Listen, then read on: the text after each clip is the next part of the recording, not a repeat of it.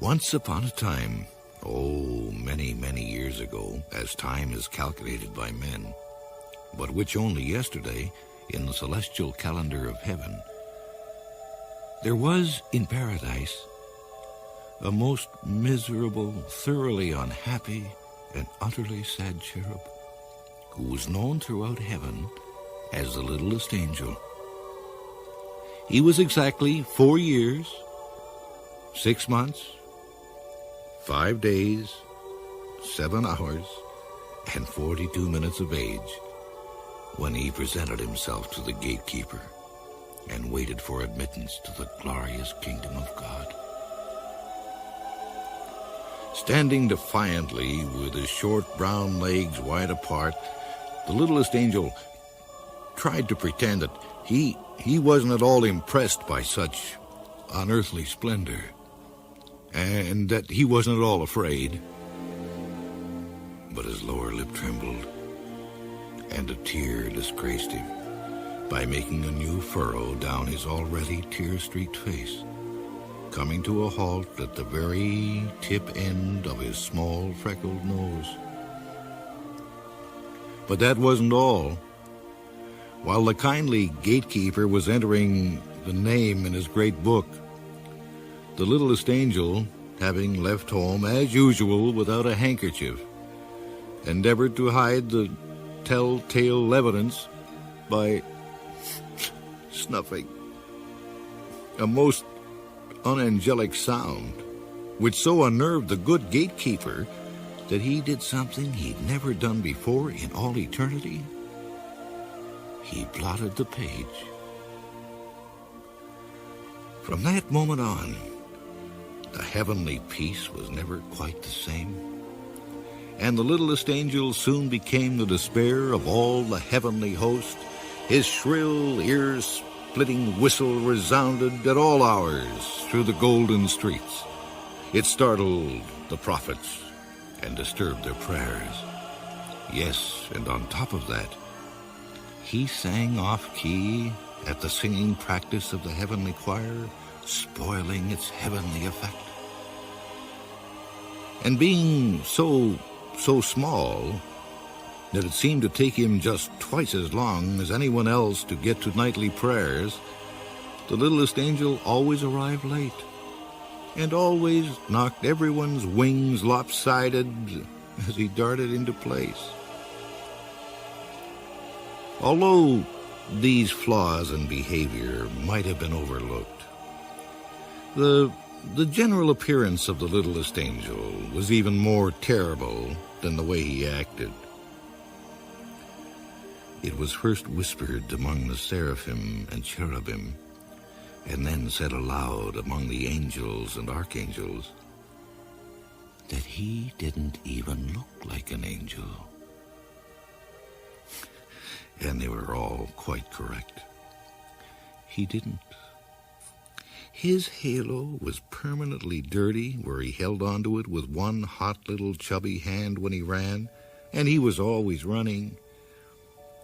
Furthermore, even when he stood very still, it never behaved like a halo should. It was always slipping down over his right eye, or over his left eye, or else just for pure meanness, slipping off the back of his head and rolling away down some golden street, just so he'd have to chase after it. Yes, and it must be here recorded that his wings were neither useful nor ornamental. All paradise held its breath when the Littlest Angel perched himself like an unhappy baby sparrow on the very edge of a gold cloud and prepared to take off. He would teeter this way and that way, but after much coaxing and a few false starts, he would shut both of his eyes, hold his freckled nose, count up to 303, and then hurl himself slowly into space. However, owing to the regrettable fact that he always forgot to move his wings. The littlest angel always fell head over halo.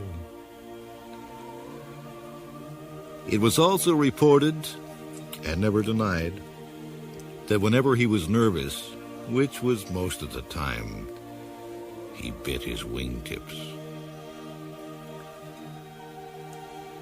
Now, anyone can easily understand why the littlest angel would soon or late have to be punished. And so, on an eternal day of an eternal month in the year eternal, he was directed to present his small self before an angel of the peace. The littlest angel combed his hair, dusted his wings, and scrambled into an almost clean robe. And then, with a heavy heart, trudged his way to the place of judgment. He tried to postpone the dreaded ordeal by loitering along the streets of the guardian angels, pausing a few timeless moments to minutely peruse the long list of new arrivals. Although all heaven knew, he couldn't read a word. And he idled more than several immortal moments to carefully examine a display of harps. Although everyone in the celestial city knew he couldn't tell a crotchet from a semiquaver. Means he couldn't read music. But at length, and at last, he slowly approached a doorway, which was topped by a pair of golden scales, signifying that said that heavenly justice was dispensed within. And to the littlest angel's great surprise, he heard a merry voice singing. The littlest angel removed his halo, breathed upon it heavily, and then polished it upon his robe. Oh, that added nothing to the garment's already untidy appearance. And then he tiptoed in. The singer, who was known as the understanding angel, looked down at the small culprit. And the littlest angel instantly tried to make himself invisible by withdrawing his head into the collar of his robe, like a snapping turtle. And at that, the singer laughed. And it was a jolly, heartwarming sound. He said, "Oh, you're the one who's been making heaven so unheavenly. Come here, cherub. Tell me all about it." Well, the littlest angel ventured a furtive look from beneath his robe, first one eye, and then the other eye. And suddenly, almost before he knew it, he was perched on the lap of the understanding angel and was telling him how very difficult it was for a boy who suddenly finds himself turned into an angel. Yes, and no matter what the archangel said, he'd only swung once. Well, twice. Oh, all right, then he'd swung 3 times on the golden gates. But that was just for something to do. That was the whole trouble. There wasn't anything for a small angel to do. And he was very homesick. Oh, not that paradise wasn't beautiful, but the earth was beautiful too. Wasn't it created by God himself? Why, there were trees to climb, and brooks to fish, and caves to play in, the swimming hole, the sun, and rain, and dark, and dawn, and thick brown dust so soft and warm beneath your feet.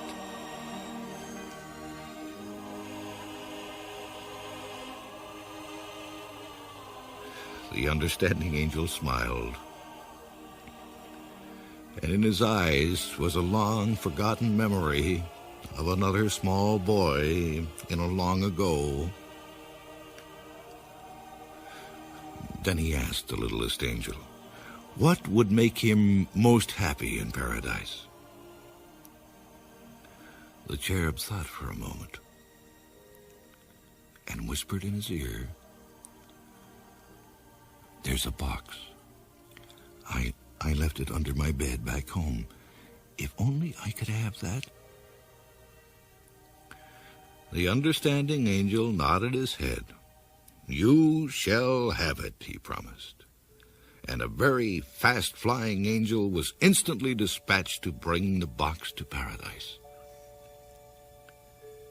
And then, in all those timeless days that followed, everyone wondered at the great change in the littlest angel. For among all the cherubs in God's kingdom, he was the most happy. He didn't get into trouble. He was always clean. And when he flew, it could be said, and truly said, that he flew like an angel.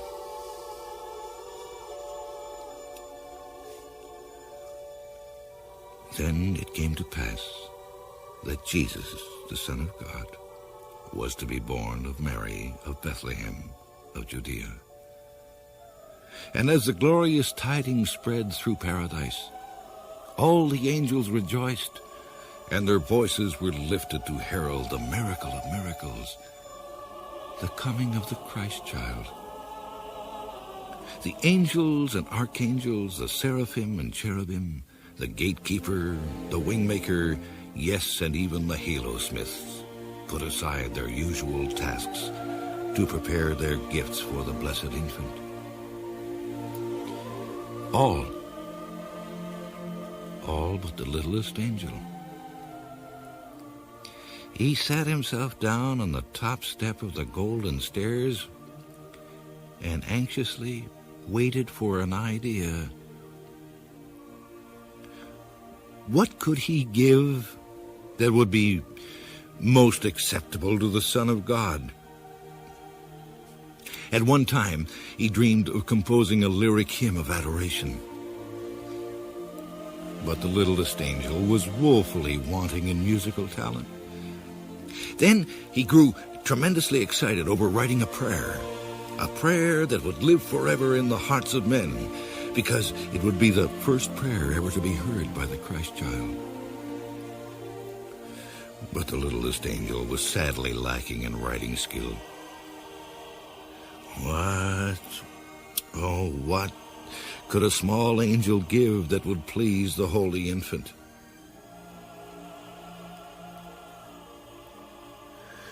The time of the miracle was very close at hand when the littlest angel at last decided on his gift. Then, on that day of days, he proudly brought it from its hiding place behind a cloud and humbly, with downcast eyes, placed it before the throne of God. It was only a small, rough, unsightly box, but inside were all those wonderful things that even a child of God would treasure. A small, rough, unsightly box, lying among all those other glorious gifts from all the angels of paradise, gifts of such rare and radiant splendor and breathless beauty that heaven and all the universe were lighted by the mere reflection of their glory. And when the littlest angel saw this, he suddenly knew that his gift to God's child was irreverent. It wasn't good enough. It was ugly, and he devoutly wished he might reclaim his shabby gift. It was worthless. If only he could hide it away from the sight of God before it was noticed. But it was too late. The hand of God moved slowly over all that bright array of shining gifts, then paused, then dropped, then came to rest on the lowly gift of the littlest angel. The littlest angel trembled as the box was opened, and there before the eyes of God and all his heavenly host was what he'd offered to the Christ child. And what was his gift to the blessed infant? Well, there was a butterfly with golden wings, captured one bright summer day on the high hills above Jerusalem, and a sky-blue egg from a bird's nest in the olive tree that stood to shade his mother's kitchen door. Yes, and 2 white stones found on a muddy riverbank where he and his friends had played like small brown beavers. And at the bottom of the box, a limp, tooth-marked leather strap once worn as a collar by his mongrel dog, who had died as he had lived in absolute love and devotion. The littlest angel wept hot, bitter tears, for now he knew that instead of honoring the Son of God, he had been most blasphemous. He'd done a terrible thing. Why had he ever thought that the box was so wonderful? Why had he dreamed that such utterly useless things would be loved by the blessed infant? And in frantic terror he turned to run and hide from the divine anger of the Heavenly Father. But he stumbled and fell, and with a horrified wail and clatter of halo, rolled in a ball to the very foot of the heavenly throne, crying, tears running down his face.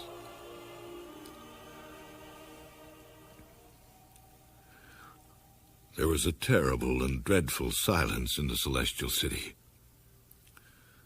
a silence complete and undisturbed, save for the heartbroken sobbing of the littlest angel. Then suddenly, the voice of God, like divine music, rose and swelled through paradise. And the voice of God spoke, saying, "Of all the gifts of all the angels, I find that this small box pleased me most. Its contents are of the earth and men, and my son is born to be king of both. These are the things my son too will know and love and cherish, and then regretful will leave behind him when his task is done. I accept this gift in the name of the child Jesus, born of Mary this night in Bethlehem."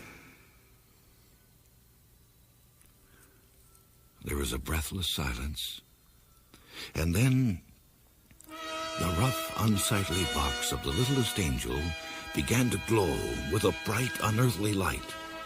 Then the light became a bright flame, and the flame became a radiant brilliance that blinded the eyes of all the angels. None but the littlest angel saw it rise from its place before the throne of God, and he, and only he, watched it arc across the sky to stand and shed its clear, white, beckoning light over a stable where a child was born. There it shone on that night of miracles, and its light was reflected down the centuries, deep in the heart of all mankind. Yet earthly eyes, blinded too by its splendor, could never know that the lowly gift of the littlest angel was what all men would call forever the shining star of Bethlehem.